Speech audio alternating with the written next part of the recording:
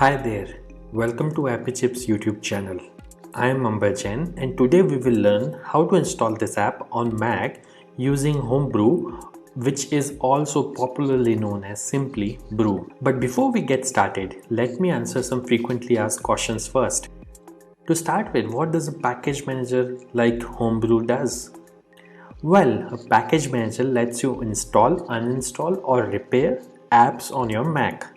A package manager is very similar to App Store on macOS or Microsoft Store on Windows operating systems, except that a package manager uses commands that you type on Mac terminal to install or uninstall different programs.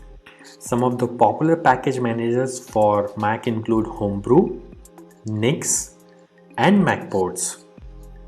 And if you are coming from a Linux background, you will feel at home with Homebrew, especially if you have used package managers like apt, pacman, yum, etc.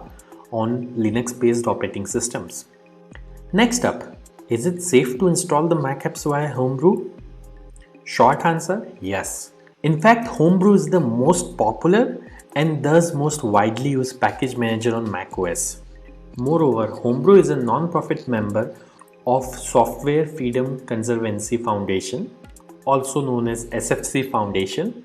Many other open source projects like Git, BusyBox, Samba, Wine are all part of this Software Freedom Conservancy organization. Also, you might be surprised to know that Homebrew is the most forked project on GitHub and it has the largest number of contributors on its GitHub repository. Many devs at organizations like Google, Apple, Dropbox, Stripe, etc. use Homebrew to set up different development environments on their MacBooks and iMacs. Next question.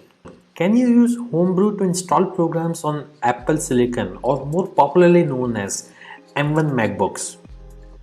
Again, yes. Starting version 3.0 of Brew, Apple Silicon is now supported on Homebrew.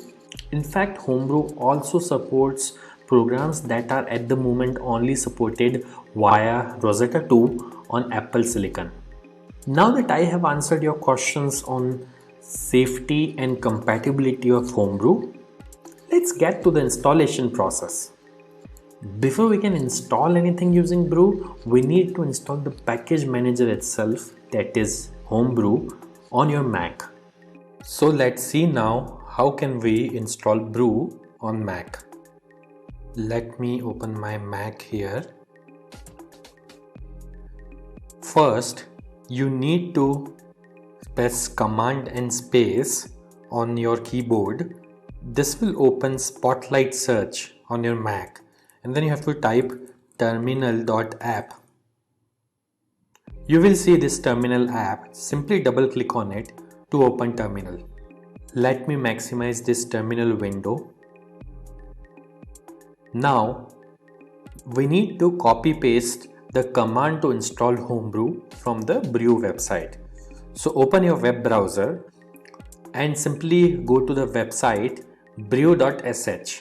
Once you are on the website, you will see this section called Install Homebrew, which has a command that you can simply copy by clicking on this button over here. Once it is copied, you have to go back to terminal, right click, paste. Now that the command is copy paste over onto this terminal, press enter. This will start Brew installation. Now it is prompting me to enter my user's password on Mac. I am going to type the password now, but it won't be visible on your terminal. Once you have entered the password, simply press enter, and if the password is correct, the script will continue. Now it is saying press return to continue the installation. I'll press enter here, and this will start the installation of Homebrew on my Mac. Let's wait for this to finish. As this message here says, installation successful. So that's it. Brew is successfully installed on your Mac now. Now before we proceed, I would like to highlight that Brew collects anonymous usage data via Google Analytics. As you can see on this page, if you want to opt out, you can simply run this command brew analytics off and press enter, which simply disables the anonymous usage data collection on your Mac. Now let's update the package database locally by pulling the metadata of the latest packages on a local map from the central brew repository. This should typically take less than a minute to complete depending on your internet connection speed.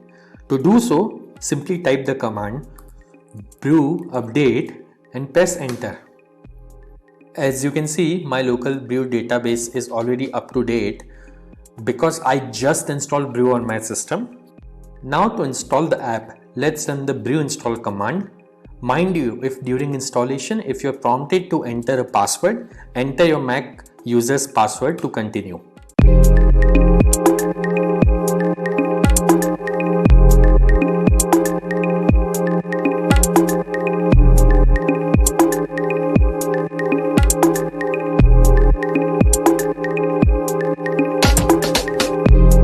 That's it. The installation was successful. If this video was useful, don't forget to hit the like button. And if you faced any problems during the installation in this video, please leave a comment below and somebody from AppyChip team will reply back to you. If in future any app installed using brew stops working, then you can simply reinstall it using the command brew space reinstall space the name of the program.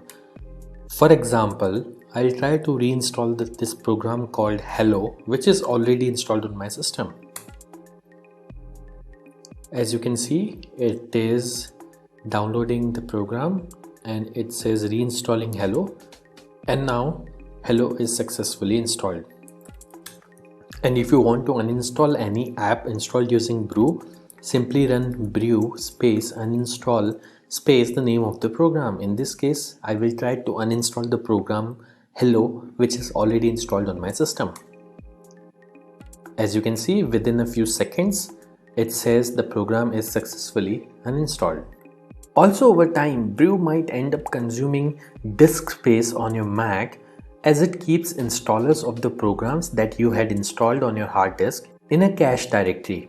So you can use the brew space cleanup command once every 6 to 12 months to free up some space on your Mac. This command removes app installers and older versions of the packages only. It would not uninstall any of the apps that you have installed. As you can see, brew cleanup was successfully run on my system. So do subscribe to our channel as we have tutorials for installation of over 9,000 programs on Mac, which will come handy. If you need to install other apps on Mac in future, chances are that we have got it covered already.